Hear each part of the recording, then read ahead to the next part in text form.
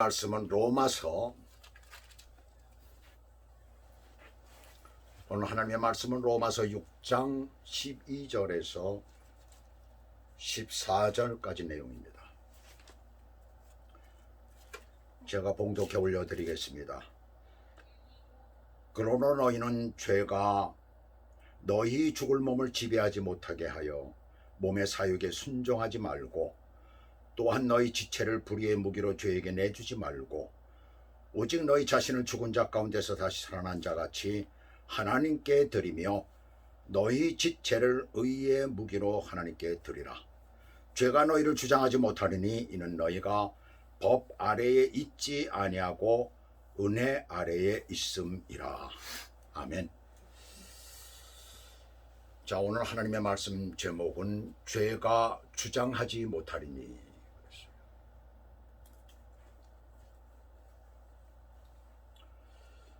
추운 겨울 영국 런던 시내 한 악기점으로 남루하게 옷을 입은 한 사람이 들어왔어요.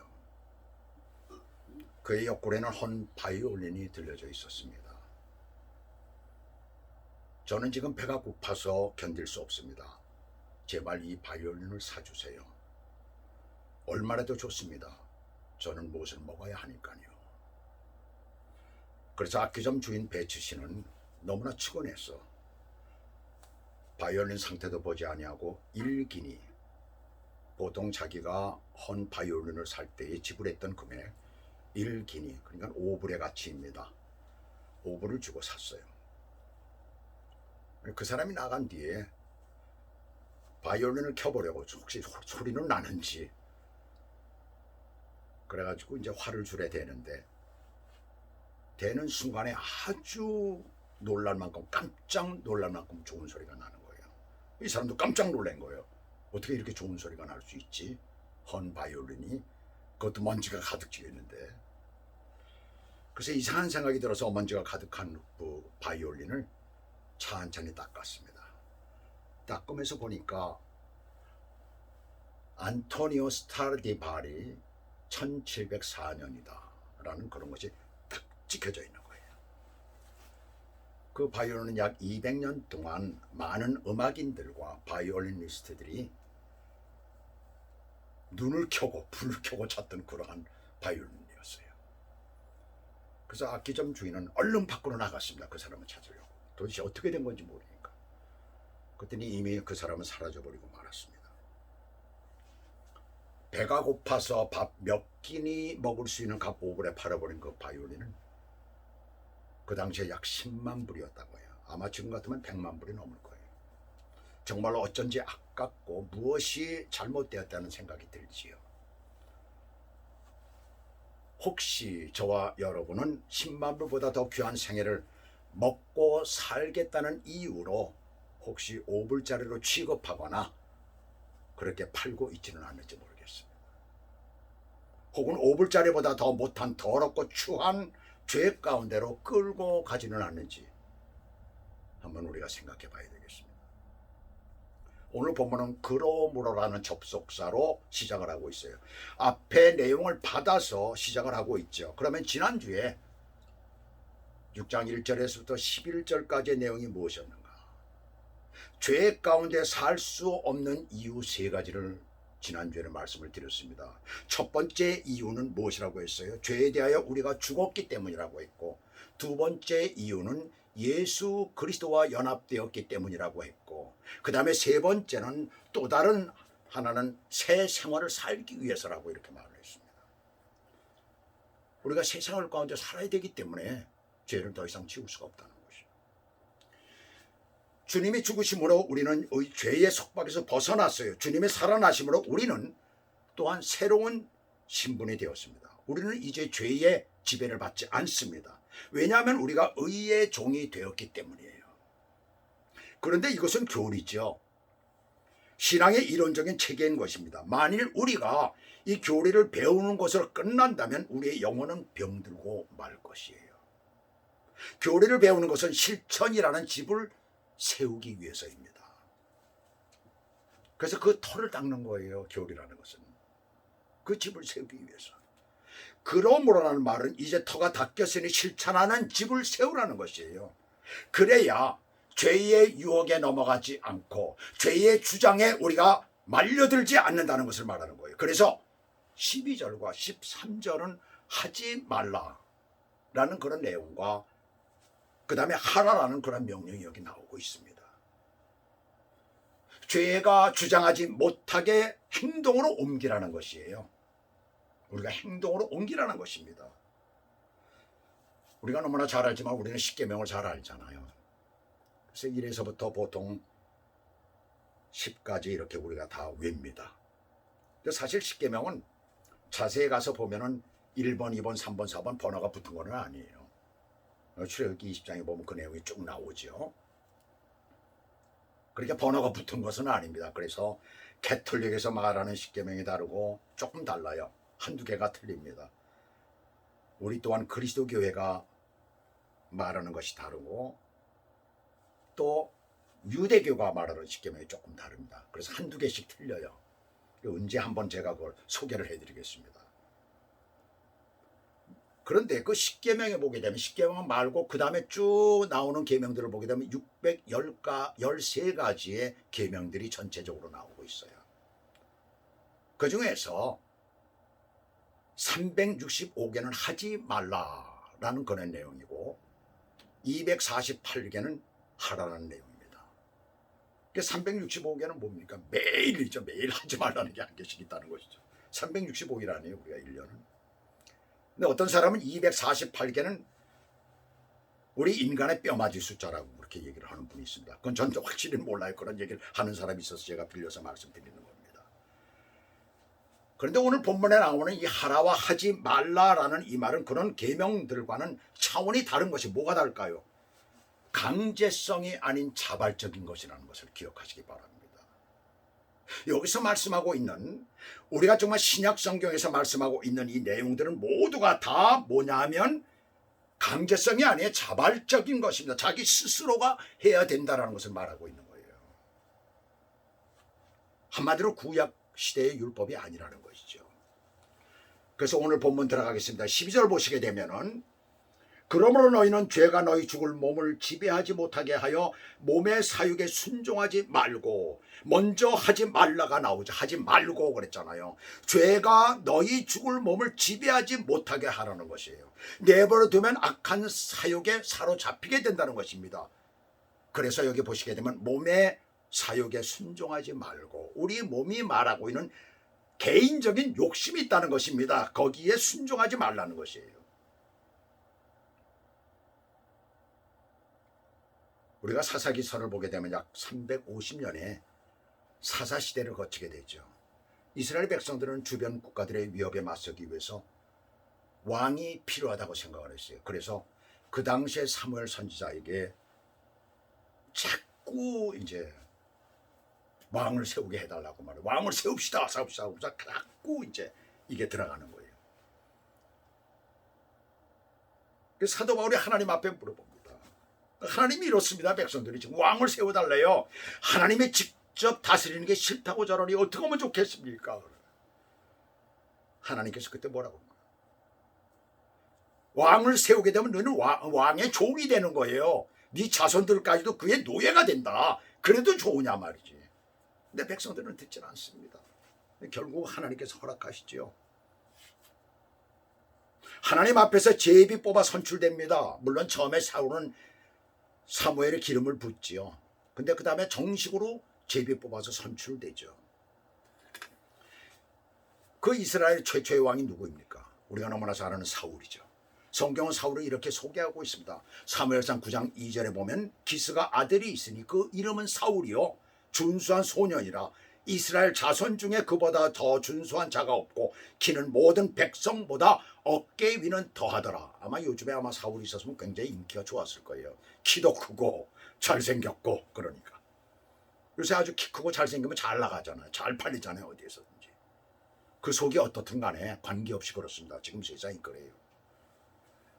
이 소년이란 말은 여기 소년이라고 나오고 있는데 말은 히브리어로 청년이란 말입니다. 준수한 청년일 뿐만 아니라 체격 또한 좋은 청년, 그리고 외모만 출중했던 것은 아니잖아요. 사무엘상 10장 17절에 보시게 되면 왕으로 뽑히자 그 자리를 떠나 숨어버렸어요. 왜 그랬을까요? 자신에겐 이스라엘 왕이 될 만한 자격이 없다는 이유에서였습니다. 그러니까 모두 갖추고 있어요. 겸손함도 갖추고 있어요. 겸손함도. 훌륭한 외모에 마음이 겸손했어요. 그보다 더 좋은 조건이 어디 있습니까? 모든 이스라엘 백성들이 그러니까 만세를 부르며 그를 왕으로 세운 것을 축하하고 환영을 했던 것이에요. 그런데 말입니다. 사울이 왕좌에 앉아 권력을 맛보기 시작하자 무섭게 돌변하기 시작합니다. 권력을 쥐니까 하나님의 말씀을 거추장스러운 장애물이 되고 말았어요. 사무엘 선지자가 그것을 경고를 했지만은 달라지지 않았어요. 변화가 없었어요. 왜 이렇게 됩니까? 죄가 우리를 지배하게 내버려 두면 그렇게 되는 거예요. 자, 우리가 다윗 같은 사람을 한번 보죠. 하나님께서 내 마음에 합한 사람이라고 하실 정도로 인정하신 사람입니다. 그래서 다윗은 어디를 가든지 전쟁에서 승리하고 어떤 위기를 당하든지 그것을 극복했어요. 그러나 그렇게 승승장구할 때에 신하의 아내를 범하고 그 신하를 전쟁터 가장 위험한 그런 지역에 의도적으로 내보내서 죽게 만들어버리고 말았습니다. 세상에 야비할 정도에 너무나 야비합니다. 그때 그 사실을 알고 나단 선지자가 근데 참 좋은 점이 있잖아요. 참으로 이 사람이 축복을 받는 이유가 있었어요. 하나님이 그렇게 내 마음에 합한 자라고 한 이유가 있었던 것이에요. 나단 선지자가 그것을 지적하자 뭐라 그래요? 하나님 앞에 그대로 회개를 해버리고 말잖아요. 그대로 인정을 합니다. 그대로 받아들입니다. 또한 하나님이 싫어하시는 인구조사를 했죠. 하나님보다 자신의 힘, 자신의 능력을 확인하고 싶어 했어요. 이로 인해서 하나님께서 이스라엘에 3일간 전염병이라는 징계를 내리심으로 7만 명이 죽는 그런 사건이 일어난 것입니다. 왜 다윗과 같은 사람이 이런 잘못, 이런 실수, 이런 죄를 범했을까요? 그것은 죄가 지배하도록 내버려뒀기 때문이에요. 그래서 잘 될 때 조심해야 되는 것입니다. 잘 될 때 조심해야 돼요. 그렇지 않으면 죄가 우리를 주장하게 되는 거예요. 우리를 유혹하게 되는 거예요. 우리로 하여금 죄를 범하게 만드는 것입니다. 예수 믿고서도 우리가 죄를 짓는 것은 새로운 신분이 되었지만 죄가 여전히 살아있기 때문입니다. 예수님께서 십자가에서 죽으실 때 우리는 함께 죽어 죄가 더 이상 우리를 지배할 수 없지만 굉장히 중요한 얘기예요. 그렇다고 죄가 완전히 없어지거나 행동을 멈춘 것은 아니에요. 죄는 여전히 활동하고 있습니다. 그것은 죄가 우리 몸에 아직 자리를 잡고 있기 때문이에요. 우리 몸에는 본성이 있습니다. 육체적 본성 혹은 죄인된 기질이라고 부르는 것이죠. 이 본성은 이미 부패된 성향을 가지고 있기 때문에 죄로부터 유혹을 받기 쉽습니다. 죄로부터 유혹을 받아들이면 악한 정욕으로 돌변해버리고 말죠. 그래서 예수 믿고 중생한 자라도 자기의 사욕에 이리저리 끌려다닐 수가 있어요. 마귀가 그것을 이용하는 것입니다. 굉장히 그래서 주의해야 되는 것이죠. 좋은 예로 사도 바울은 에베소 교인들을 칭찬을 하잖아요. 참 에베소 교회는 우리가 요한계시록에 봐도 말이죠. 거기에서 칭찬하는 게 나와요. 그 정도로 에베소 교회는 세워지고선 참 교회가 참 잘 성장하는 그런 교회 중에 하나입니다. 그러나 에베소서 4장 25절을 보시게 되면 기가 막힌 권면이 나옵니다. 거짓을 버리고 각각 그 이웃으로 더불어 참된 말을 하라 그랬어요. 참된 것을 말하라 그랬어요. 왜 이와 같은 충고를 그들에게 했을까요? 그것은 그들이 거짓말을 자주 했기 때문에 그렇습니다. 옛날처럼 그냥 거짓말을 했기 때문에 그래요. 또 4장 28절을 보시게 되면 도적질하는 자는 다시 도적질하지 말고 그래서 예수 믿으면서도 도적질을 예사로 하니까 이와 같은 권면이 필요했던 것입니다. 그러니까 바로 우리 안에는 죄성, 본능이 여전히 살아서 자리잡아 있기 때문에 그런 일이 생기는 것이에요. 그래서 그것을 우리는 말씀과 기도와 찬양으로 제어하며 쫓아야 될 줄 믿습니다. 그렇게 될 때 우리는 죄에 의해서 이끌려 다니진 않아요. 죄가 우리를 주장하지 못하는 것입니다. 그래서 두 번째 하지 말라는 너의 지체를 불의의 무기로 죄에게 주지 말라입니다. 말을 바꿔서 말하면 우리가 범죄하면 우리의 지체는 불의의 무기가 된다는 것이에요. 무기는 병기죠, 병기. 군인의 손에 들려있는 무기예요. 다른 말로 하면 도구입니다. 불의는 마귀의 세력이니까 마귀의 도구가 되는 것이에요. 사탄, 마귀의 조정을 받는 사상이나 이념이나 또한 악한 사람들, 거기에 속한 사람들, 가령 이단들, 그들 편에 서서 그를 지지한다거나 하는 사람들, 마귀의 도구가 되는 것입니다. 죄를 짓도록 나 자신을 내버려 두면 우리의 몸을, 우리의 생각을, 우리의 마음을 죄에게 헌신하는 꼴이 되는 것이에요. 하나님께 헌신하는 것이 아니라 죄에게, 마귀에게 헌신하는 것이 되는 것입니다. 얼마나 무서운 일입니까? 예수 믿는 우리들이 자기 몸을 죄의 도구로 허용해버리면 심각한 자기 모순에 빠지게 되는 거예요. 영적 대혼란을 겪게 되는 것입니다. 마치 미꾸라지가 완전히 그 안에 들어가가지고 흙탕물을 만들듯이 말이죠. 뿌옇게 돼가지고 아무것도 안 보이잖아요. 흙탕물을 만들어버리면. 그와 같이 영적 대혼란을 겪게 된다는 것을 말하고 있는 거예요. 절대로 우리가 지금 이 유튜브나 또한 페이스북이나 이런 데 들어가서 보면은 그저 예수 믿는 사람들이라고 하는 사람들이 악한 자들 편에 서고 또한 좋지 못한 사상 가운데 주고 그들을 지지하는 것들이 있습니다. 절대로 그래서는 안 되는 것입니다. 예수 믿는 사람들은 참 그걸 주의해야 되는 거예요. 너무 쉽게 넘어가기 쉽습니다. 절대로 그런 일을 하면 안 되는 거예요. 한번 생각을 해보세요. 제가 말씀드리기 전에 한번 깊이 생각을 해보세요. 제 말이 틀리는가. 아니 성경 말씀 말고도 한번 생각을 해보세요. 그렇지 않은가.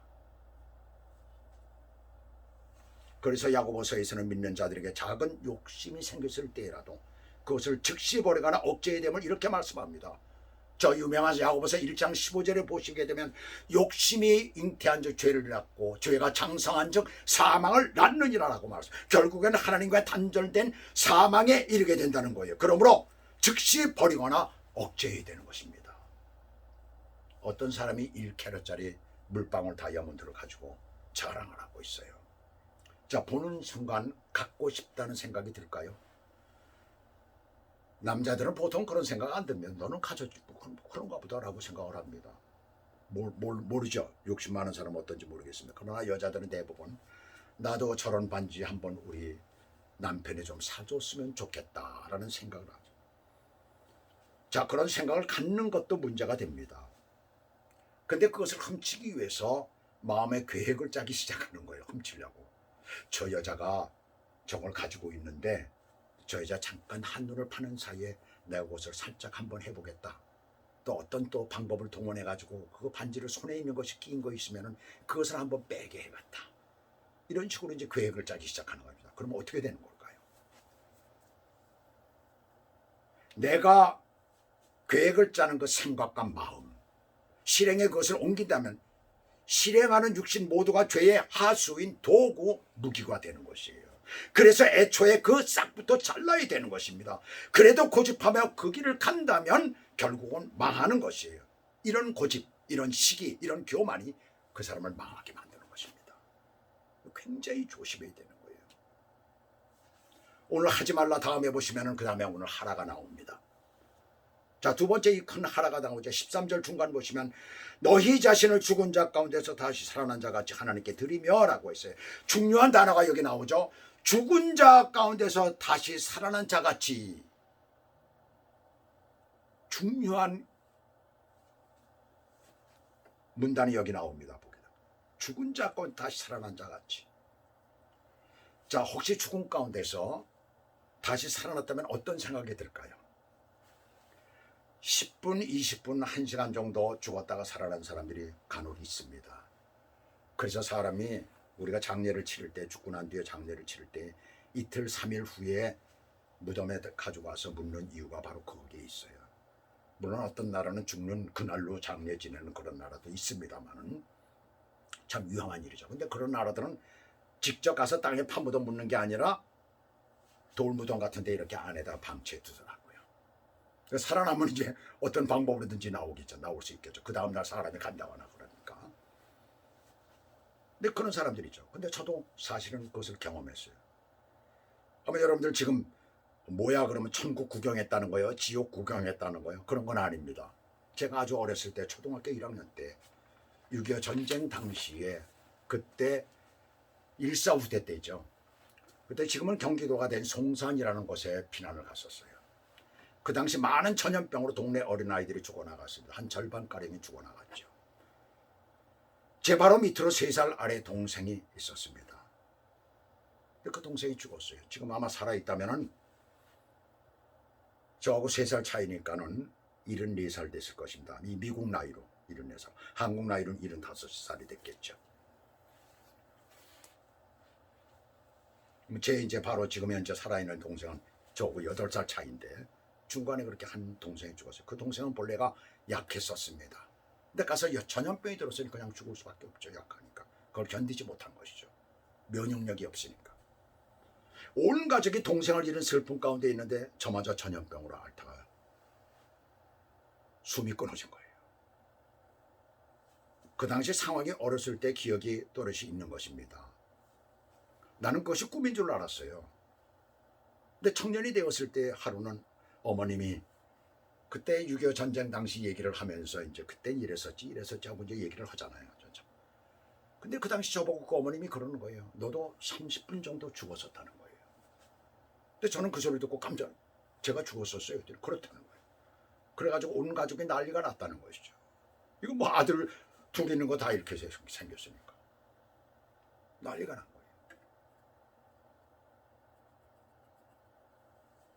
그래서 제가 그때 상황을 가만히 생각을 해봤어요. 저는 날마다 꿈을 꿨었다라고 언제나 그 상황이 머릿속에 있었거든요. 근데 그게 꿈이 아니었구나. 꿈이 아니었구나. 라면서 그때 생각을 합니다. 제가 자리에 누워있는데 식구들이 막 저를 붙들고 울고 있는 모습이 있는 거예요. 근데 저는 여기에서 이렇게 쭉 보면서 이게 올라가는 거예요. 쭉 올라가는 거예요. 마치 그 뭡니까? 무슨 렌즈라고 그래요? 그걸 가지고선 쭉 올라가듯이 말이죠. 그렇게 쭉 올라가는 거예요. 쭉 거리가 올라가면서 멀리 이렇게 가는데 갑자기 어두워져 버리고선 그 다음에 끝이 나는 거예요. 그 시간이 얼마나 걸리는지 저는 모르죠. 그러고 나서 눈을 딱 떴을 때에 식구들이 난리가 난 거예요. 깼다, 살았다, 뭐 이래가면서 말이죠. 난리가 난 거예요. 저는 그때 당시에 몰랐어요. 어렸으니까요. 그것이 하나의 꿈이었다라고 생각을 했습니다. 제가 죽어서 어떻게 됐다라는 것을 말이죠. 저는 그때 당시에 그 잠깐 동안이지만 그 기억뿐이 없는 거예요. 그건 하나의 꿈이었구나라고 생각을 했습니다. 그래서 오랫동안 제 기억엔 꿈이었지만 예수 믿기 전엔 그런 일이 나한테 있었지라고 그냥 넘어갔었어요. 그러나 예수 믿고 난 후에 저에게 있었던 그 사건, 그 사실은 저에게 새롭게 다가왔던 것입니다. 어떻게 해요? 날마다의 삶이 새롭게 되는 것이에요. 우리가 처음 주님을 만났을 때에 어떤 기분, 어떤 마음이었습니까? 주님을 만난 사람들은 너무나 잘 압니다. 세상이 그렇게 아름다울 수가 없지요. 세상에는 이 나무나 이 풀이나 이 돌, 이 모든 것들을 세상의 사람들까지라도 그렇게 아름다울 수가 없는 거예요. 그 다음에 또 하나가 있습니다. 내 몸이 지금 죽는다 해도 아까울 곳이 없는 거예요. 그런데 말입니다. 성경은 우리는 죽었다가 살아난 존재라고 말씀을 합니다. 그런데 전혀 그것을 우리가 느끼지 못하고 살아가고 있어요. 왜요? 영적인 일이기 때문에 그렇습니다. 느끼지 못하지만 우리는 죽었다가 산 존재, 그런 신분으로 우리가 바뀐 것이에요. 그렇다면 어떻게 살아야 할까요? 죽은 자 가운데서 다시 산 자같이 사는 것입니다. 그렇게 사는 것은 뭐예요? 우리의 삶의 모든 것이 하나님의 은혜 아래에 있다라는 것을 여기서 말씀하고 있는 거예요. 사망이 우리를 주장하지 못한다는 얘기입니다. 하나님의 은혜 아래에 있기 때문에. 그 다음에 하나의 두 번째는 13절 마지막 부분 보면 그러한 너희가 너희 지체를 의의 무기로 하나님께 드리라. 의의 무기라는 말은 그리스도어로 호플라 디카이오시넷이라는 말이에요. 호플라라는 말은 도구, 무기, 병기라는 그런 의미를 가지고 있어요. 디카이오시넷이라는 말은 의로운 올바른 의라는 그런 뜻을 가지고 있습니다. 근데 이것이 전투적인 용어예요. 자, 이 전투적인 용어를 우리가 그리스도의 지체라고 그랬어요. 지체가 뭡니까? 우리 몸의 일부분을 말하고 있는 거죠. 손이나 발이나 눈, 이것들을 말하고 있잖아요. 그리스도의 몸의 지체라고, 우리를 그리스도의 지체라고 말씀을 하고 있는데, 어떻게 전투적인 용어에다 이것을 갖다 붙였을까요?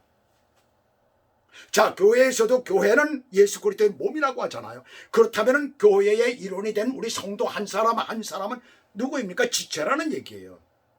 그 지체 중에 한 사람이 만약에 시험이 들어서 교회를 떠났다면 어떨까요? 주님이 보실 때.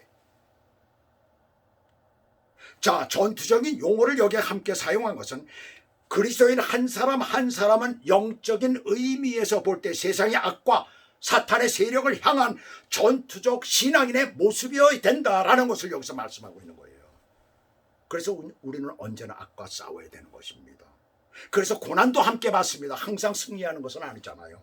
저 고난도 함께 받습니다. 그러나 우리는 늘 승리하게 되어 있다는 얘기죠. 이렇게 살아갈 때, 전투적인 그러한 것으로 살아갈 때에 죄가 너희를 주장하지 못하리니. 그래서 에베소 6장 11절에 보시게 되면은 마귀의 괴계를 능히 대적하기 위하여 하나님의 전신 갑주를 입으라고 사도 바울은 에베소 교인들에게 말하고 있습니다. 같은 내용이 되는 거예요. 항상 전신 갑주를 입으라는 얘기죠. 그렇게 될 때 우리는 죄가 주장하지 못하고, 우리는 이 세상에서 그 악한 것들에 우리가 승리를 하고 그 유혹에 우리가 넘어가지 않는다는 것을 말하고 있는 것입니다. 성도들이 몸의 사욕을 따르지 않고 지체를 의의 무기로 하나님께 드리는 그러한 삶을 살 때에 죄는 더 이상 성도들을 주관하지 못합니다. 왜냐하면 죄를 극복한 우리는 은혜 아래에 있기 때문에 그렇습니다. 죄를 극복하기 바랍니다. 몸의 사욕을 버리시길 바랍니다. 그래야 죄가 주장하지 못합니다. 그래서 죄가, 악이, 사탄이 응하지 못하는 삶, 하나님의 은혜 아래 사시기를, 하나님의 은혜 아래 사시기를, 하나님의 은혜 아래 사시기를 주 예수 그리스도 이름으로 축원합니다. 기도하시겠습니다.